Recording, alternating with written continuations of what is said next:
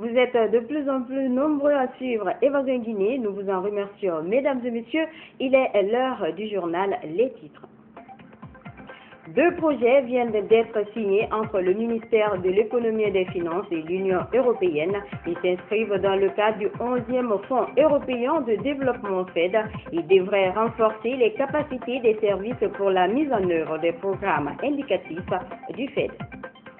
Coup de filet reçu par le commissariat central de Bellevue dans la commune de Dixine. Il vient de mettre main sur 4 présumés bandits, parmi lesquels figurent 2 Nigérians. Et puis un prélude aux états généraux de la société civile guinéenne prévu en juin à Conakry, la plateforme des citoyens unis pour le développement PECUD et ses partenaires s'activent sur le terrain. Ce jeudi, ils étaient réunis pour faire le point sur l'état d'avancement des travaux préparatoires. Encore une fois, bienvenue à tous. Comme annoncé, l'Union européenne et la Guinée, à travers le ministère d'État de l'Économie et des Finances, ont procédé ce jeudi à la signature de 2 projets s'inscrivant dans le cadre du 11e Fonds européen de développement. Le coût de ces projets s'élève à environ 21 millions d'euros. L'objectif est de renforcer les capacités des services pour la mise en œuvre des programmes indicatifs du FED. Abakar et Chidikiman. Ces 2 projets, dont la signature intervient dans un contexte particulier pour la Guinée, contribueront en premier lieu à la réduction de la pauvreté, des inégalités spatiales et sociales, mais aussi à la mise en œuvre de la coopération Union européenne-Guinée qui s'inscrit dans la continuité du programme en cours.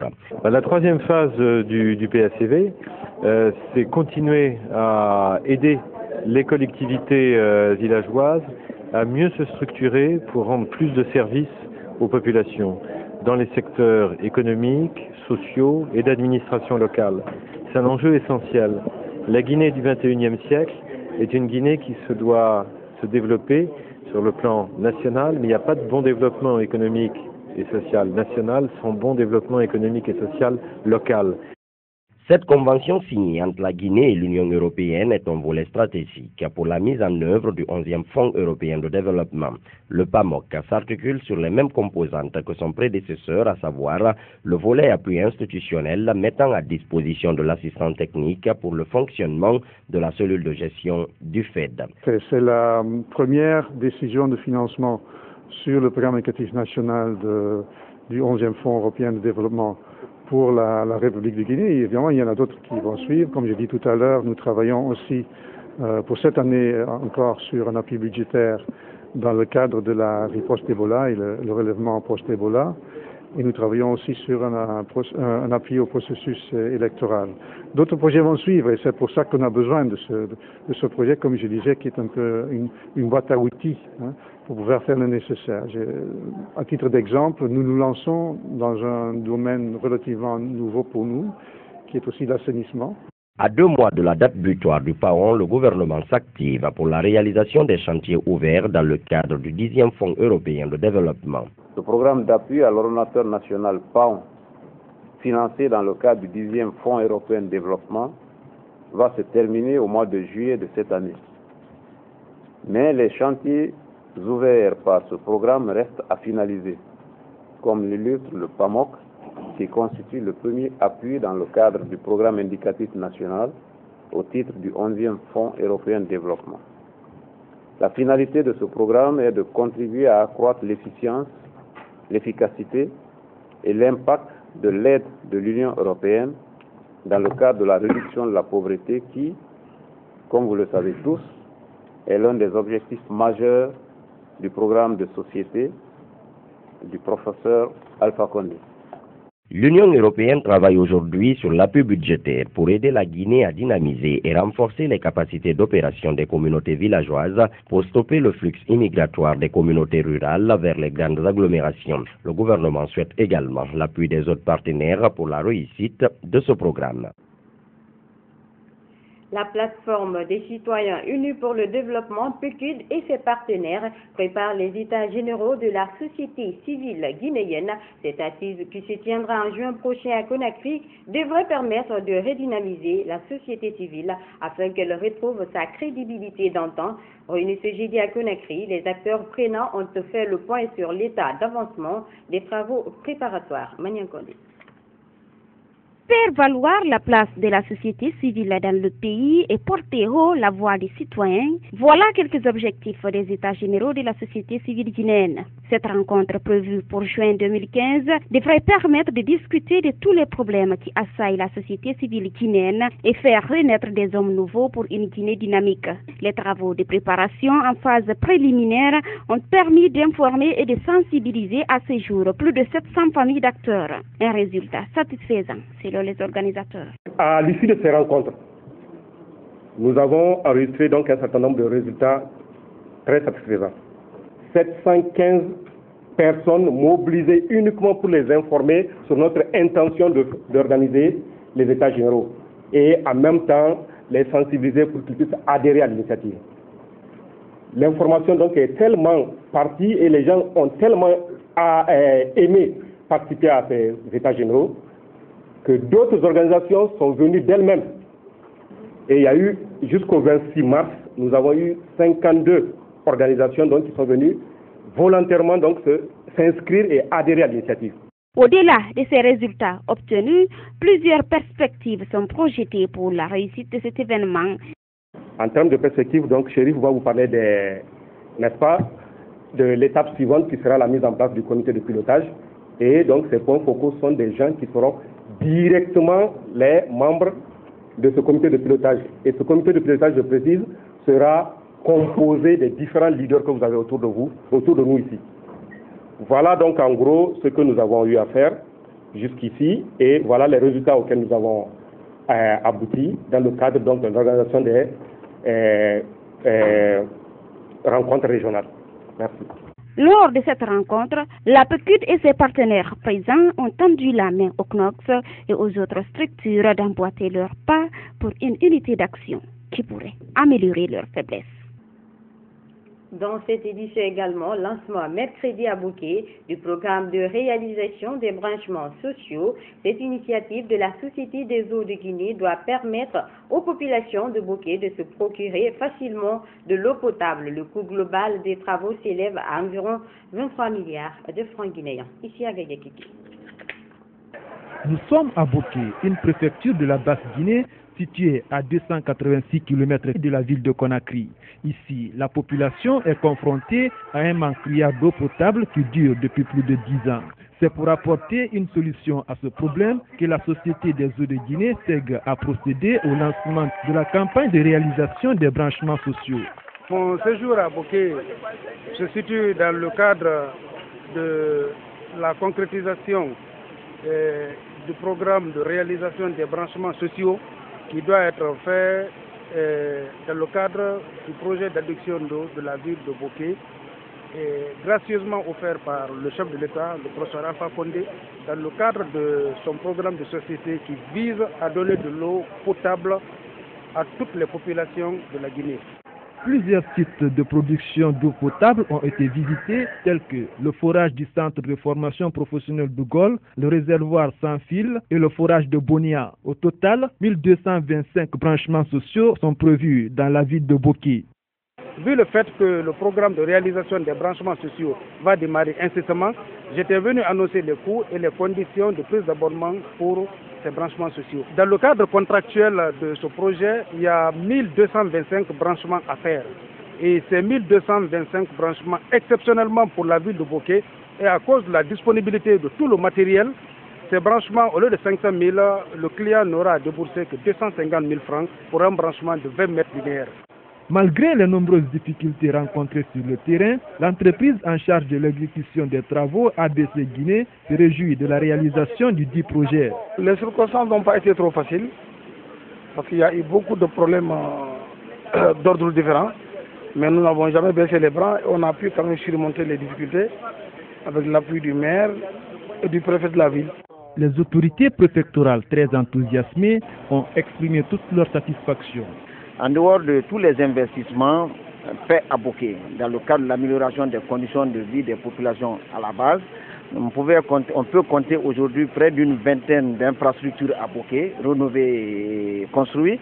Aujourd'hui, donner l'eau à la population de Boké, c'est une réelle satisfaction, une joie immense que nous ressentons et la population aussi. Je ne peux pas présentement exprimer tous mes sentiments tellement que je suis comblé de joie. Les populations de Boké avaient toujours eu des difficultés par rapport à l'obtention d'eau. Maintenant que c'est fait, moi je peux dormir les poings fermés.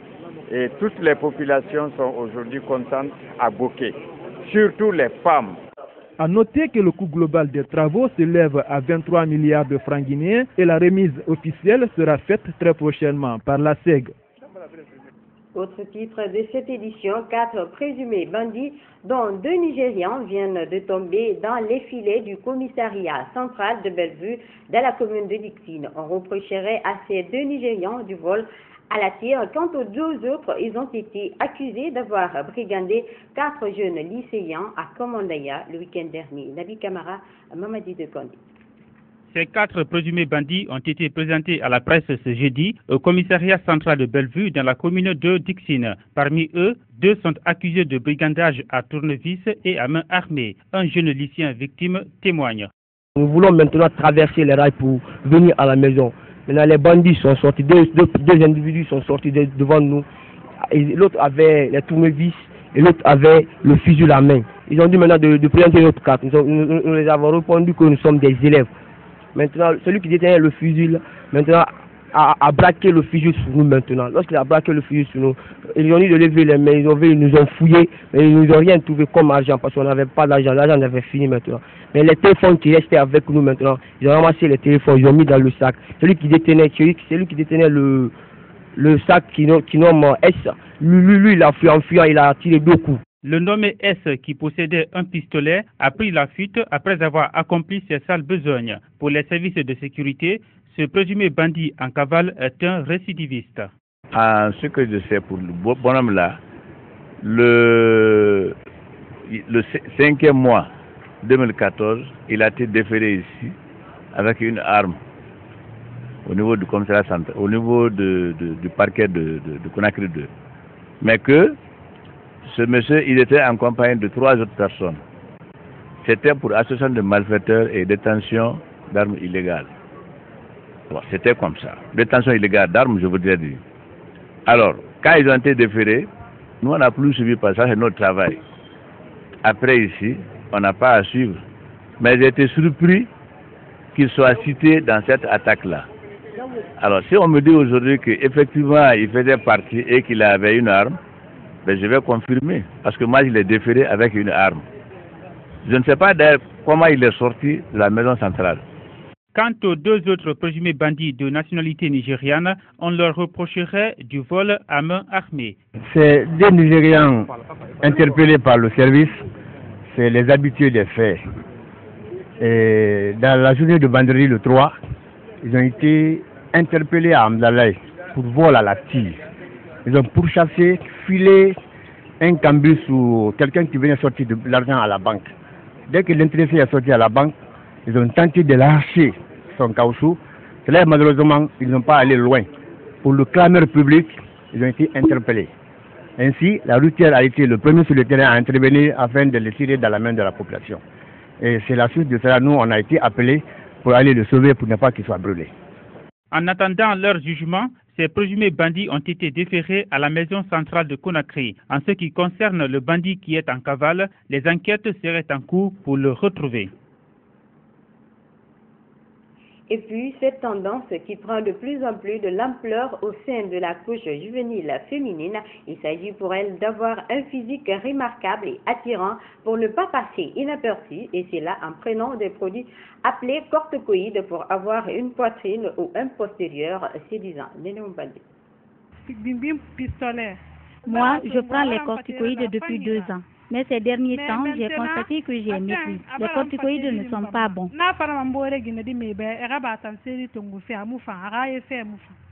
Comme le témoigne cette jeune fille, la consommation abusive des corticoïdes est un danger sanitaire. De nos jours, les marchés de la capitale guinéenne sont inondés de produits toxiques, notamment des médicaments comme les mimicrèmes et des suppléments alimentaires conçus uniquement pour faire grossir soit les seins ou encore les fesses. Grossir est devenu une obsession pour certaines femmes guinéennes. Elles sont prêtes à tout pour avoir des seins et postérieurs bombés. Ces femmes utilisent des comprimés, des produits chimiques en surdose pour espérer se tailler une belle forme. Pourtant, ces médicaments provoquent plusieurs maladies à la longue. Les corticoïdes, ça expose la personne à beaucoup de maladies. Si nous prenons le diabète, les corticoïdes, si tu abuses sur ça, là, facilement tu développes le diabète. Parce que ça va bloquer la sécrétion de l'insuline et c'est l'insuline qui régularise le taux du sucre dans le sang. Même avec prescription médicale, le traitement avec les corticoïdes doit être de courte durée. Car selon les spécialistes, cela peut entraîner une insuffisance rénale. Les corticoïdes, même si c'est avec prescription médicale, il faut qu'il y ait vraiment un traitement qui est très court, un traitement court. Parce que si le traitement est long, ça expose la personne à beaucoup de maladies. Non seulement, vous savez, ça augmente le poids. Parce que les femmes, généralement, elles prennent pour ça. Ça augmente le poids. Et si le poids est augmenté, c'est qu'il y a beaucoup de choses. Il y a le truc de cholestérol, il y a un problème de cardiaque. À la longue, il y a la tension, il y a l'insuffisance rénale. Se rendre belle est bon, mais rester naturel est encore meilleur. Le tissage est une activité en voie de disparition en Guinée. Néanmoins, certaines personnes luttent pour ne pas laisser mourir cet héritage ancestral. C'est le cas à Kindia, où certains tisserands l'exercent depuis 1970. Reportage Bernard Koundouno, Idjapidjalou. Le métier de tisserand est l'une des plus anciennes activités menées par la société africaine. En Guinée, quelques personnes tentent de conserver cette tradition. C'est le cas de Mamadou Ouri Diallo et Bailo Diallo qui, depuis 1970, tissent le coton à Kindia et en tirent leur subsistance.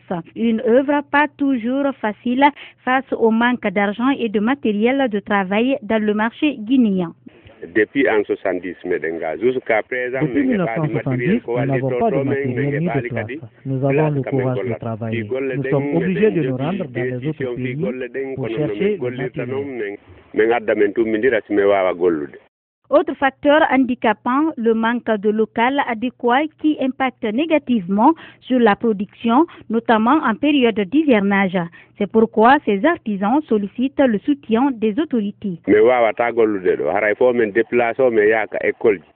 Nous ne pouvons pas travailler ici pendant les saisons pluvieuses.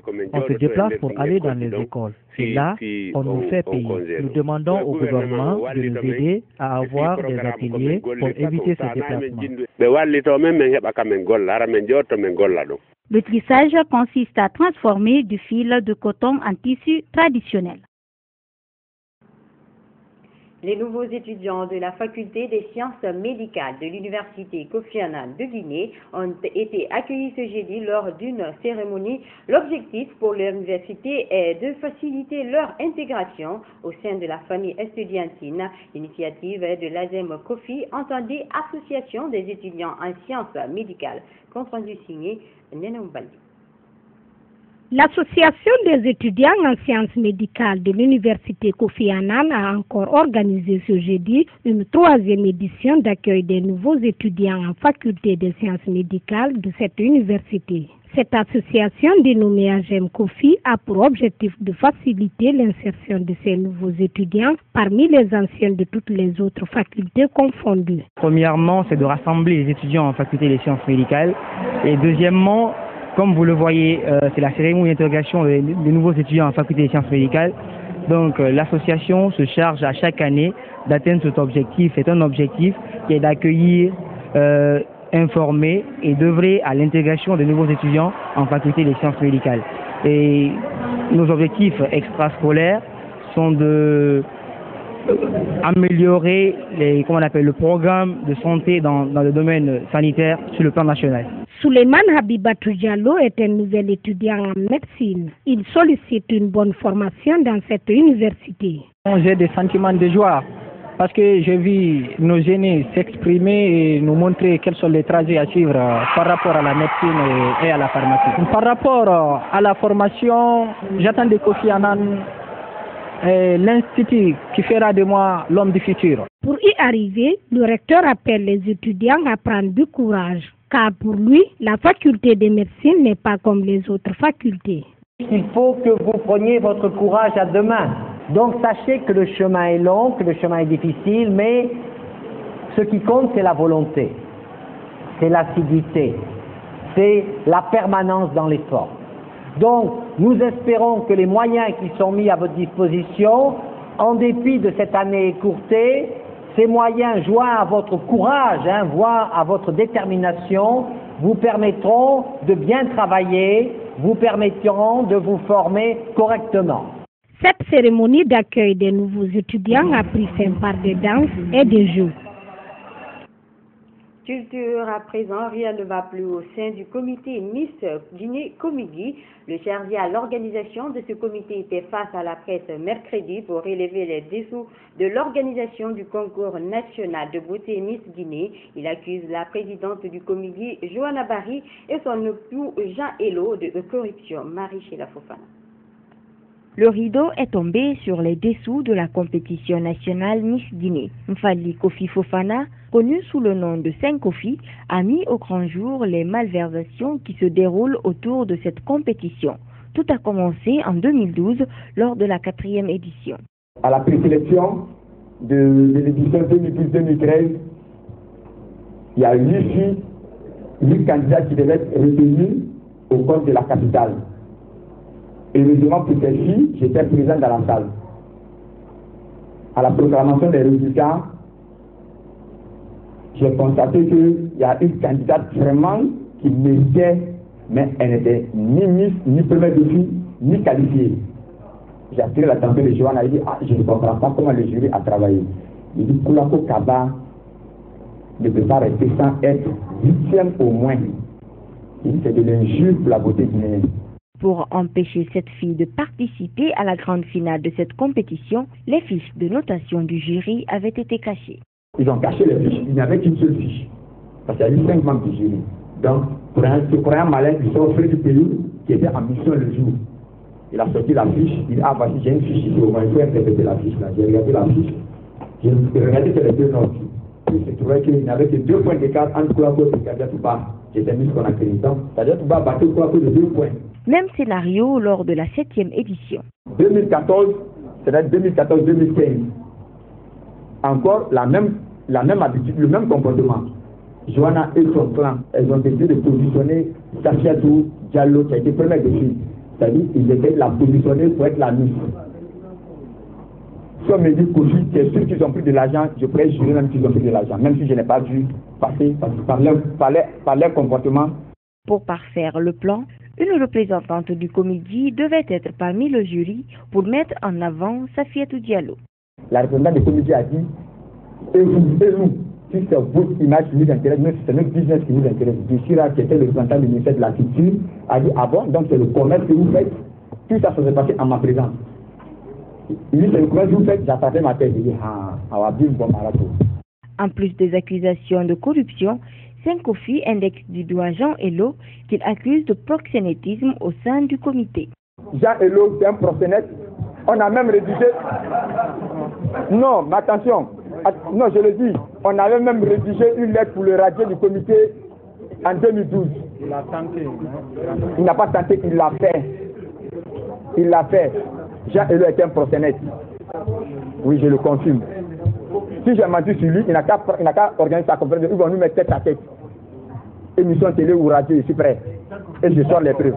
Saint Kofi demande la radiation de Johanna Barry à la tête de ce comité. Déjà, il a mis en place un autre comité qui prétend organiser la 8e édition du concours Miss Guinée. Reste à savoir si les autorités vont réagir après ces révélations. Un mot de sport dans cette édition. Après le football, le basketball est la deuxième discipline la plus pratiquée à Conakry. Malgré sa longue traversée de désert, il est en train de se renaître de ses cendres. Pour preuve, le championnat national de basketball s'ouvre le 18 avril prochain à Conakry, une première en Guinée. Nabil Camara, Alamandi du Messi Salon. Le basketball est un sport qui commence à s'imposer en Guinée. Cette discipline sportive est pratiquée de nos jours par la plupart des jeunes Guinéens. Ce sport a connu quelques difficultés dans le passé, mais de nos jours, il est en train de renaître de ses propres cendres. Le basketball guinéen est en train, de renaître de ses cendres. Aujourd'hui, au niveau du basketball, on a une base locale et aussi on a une base internationale. C'est-à-dire que prioritairement, j'ai pu voir le championnat. On a quand même un championnat qui se déroule chaque année actuellement, avec un niveau qui essaye de prendre forme et d'accéder de plus en plus à la performance. Malgré cette renaissance du basketball guinéen, cette discipline sportive reste confrontée à certains problèmes. Le manque en fait d'infrastructures est un des problèmes du basketball guinéen. Il n'y a pas beaucoup de structures en Guinée pour pratiquer le basketball. En plus, avec les entreprises qui ne sont pas forcément présentes actuellement, le sponsoring est difficile. Donc avec un manque de fonds et un manque d'infrastructures, la pratique et le développement est difficile. Pour un décollage rapide de cette discipline, l'investissement dans les infrastructures est nécessaire. Je pense qu'il faut participer à des compétitions internationales. Je pense qu'il faut donner la chance à nos meilleurs joueurs, à nos vitrines, de faire quelque chose dans les compétitions internationales pour mettre la lumière sur le basketball guinéen. Si par exemple on arrive à participer à une Coupe d'Afrique des Nations avec nos meilleurs joueurs expatriés et locaux, on pourra mettre l'accent sur la Guinée et mettre la Guinée en lumière. Et à partir de là, les investisseurs, les autorités vont s'intéresser à la discipline et à partir de là, on pourra avoir les bases pour décoller. À rappeler que le championnat national de basketball s'ouvre le 18 avril prochain au Palais des Sports du stade du 28 septembre à Conakry.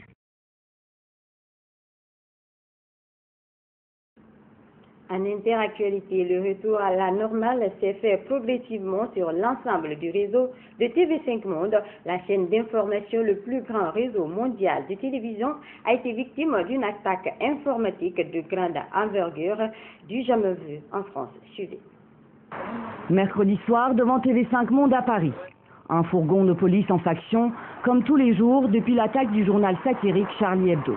Dans le hall, le mur d'écran des différents canaux de la chaîne vient de s'éteindre. Vers 20h30 heure de Paris, on a remarqué une anomalie au niveau de nos équipements, puisqu'on a une supervision qui nous permet de détecter les pannes. Et là, la typologie de cette panne nous a très vite alertés. On s'est rendu compte que quelque chose d'anormal se passait sur nos équipements. TV5 Monde vient d'être piraté. Une cyberattaque puissante revendiquée par Daesh. Sur les sites internet et les réseaux sociaux de la chaîne, le drapeau noir du groupe État islamique et des menaces destinées aux soldats et au président français François Hollande. Le tout accompagné de documents présentés comme des pièces d'identité de citoyens français. En fait, ça a démarré sur les comptes Twitter de la chaîne, on l'a vécu en direct, ça a irradié sur Facebook, sur l'ensemble de nos comptes sociaux et au même moment, de façon synchrone, les antennes sont tombées. Impossible d'émettre. À 22h, tout le système de TV5 Monde est coupé. Le directeur général de la chaîne prend l'antenne en urgence.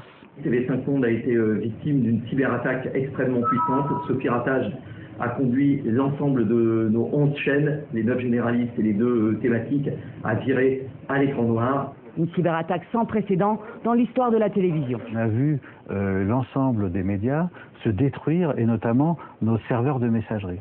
Les serveurs de messagerie ont été pulvérisés en un clin d'œil. À partir de ce moment-là, on a su qu'on faisait l'objet d'une attaque. Une cellule de crise a été mise en place avec un support technique d'urgence. Une vingtaine d'ingénieurs et d'informaticiens assistés par les experts de l'Agence nationale de sécurité des systèmes d'information, des spécialistes de cyberattaques. Ils voulaient vraiment rentrer, donc c'est quelque chose qui avait été préparé, qui était méthodique, qui était destructeur, c'est imparable. Ils ont été très patients, et ils ont collecté des informations, on suppose, des informations comme des mots de passe, des adresses de machines, des informations utiles pour détruire, et aller détruire justement les machines qui étaient stratégiques pour TV5. La messagerie de la chaîne serait totalement anéantie. Il est pour l'heure impossible de déterminer le nombre de machines et de serveurs endommagés ou corrompus. Le coût de cette cyberattaque pourrait s'élever à des centaines de milliers d'euros. Plusieurs ministres et personnalités françaises se sont rendus à TV5 pour apporter leur soutien aux employés. Cette attaque informatique a provoqué de la consternation au sein du groupe. Suivez. Tous ici ont fait nuit blanche. Dans la régie de diffusion de TV5 Monde, les mines sont fatiguées. Mais après plusieurs heures d'écran noir sur ses 11 canaux, la chaîne a réussi à rétablir une partie de ses programmes, mais non sans peine. Tout le monde s'est vraiment mobilisé. Gros efforts collectifs, interentreprises, tout le monde, mais on se tenait les uns les autres parce qu'on avait quand même derrière nous une bonne journée de travail. Personne n'a lâché. Jamais TV5 Monde n'avait connu une crise de cette ampleur, de cette gravité. On a fait des choses très rapidement, des choses qui d'habitude se mettaient en place sur plusieurs semaines, plusieurs mois. Là, on s'est retrouvé à reconfigurer des équipements en quelques heures. Il y a tout de suite une solidarité, chacun à sa place, chacun aidant les uns les autres. Une vraie chaleur, on s'est senti porté et de toute façon, on n'avait pas le choix, il fallait réparer le plus rapidement possible. On se sent attaqué un peu personnellement, c'est une chaîne, nous on la fait vivre tous les jours, c'est nos systèmes techniques, on les connaît, on se sent visé presque personnellement et c'est important pour nous de rétablir le plus rapidement possible l'ensemble de la distribution mondiale de TV5. Cette cyberattaque menée par des pirates se réclamant du groupe État islamique a aussi suscité une vive émotion dans la rédaction de TV5 Monde, comme nous l'explique l'un des présentateurs de la chaîne. C'est un sentiment un peu bizarre, un peu étrange d'arriver dans un endroit, de se dire qu'on vient travailler, on fait ce métier avec passion, on a envie de donner de l'info, et on peut pas. On peut pas parce qu'on nous a volé, kidnappé notre outil. Voilà. Après cette cyberattaque contre TV5 Monde qualifiée de sans précédent dans l'histoire de la télévision, Yves Bigot, le directeur général de TV5 Monde, a réuni ce matin toutes ses équipes pour leur faire passer ce message. Je souhaitais leur dire d'abord qu'on était là, qu'ils n'étaient pas tout seuls, leur donner toutes les informations sur la situation et aussi leur transmettre le message de soutien de Laurent Fabius, Fleur Perlin et Bernard Cazeneuve qui m'ont chargé de leur transmettre pour bien montrer que nous ne sommes pas tout seuls. Le gouvernement français, nos tutelles sont avec nous, sont derrière TV5 Monde. Autre soutien, celui de Manuel Valls. Pour le Premier ministre français, le piratage de TV5 Monde est une atteinte inacceptable à la liberté d'information et d'expression. Mesdames et messieurs, c'est la fin de cette édition d'information. À tous, merci de l'avoir suivi. L'info continue sur notre site web à www.groupeevasinguinée.info. Bonsoir à tous.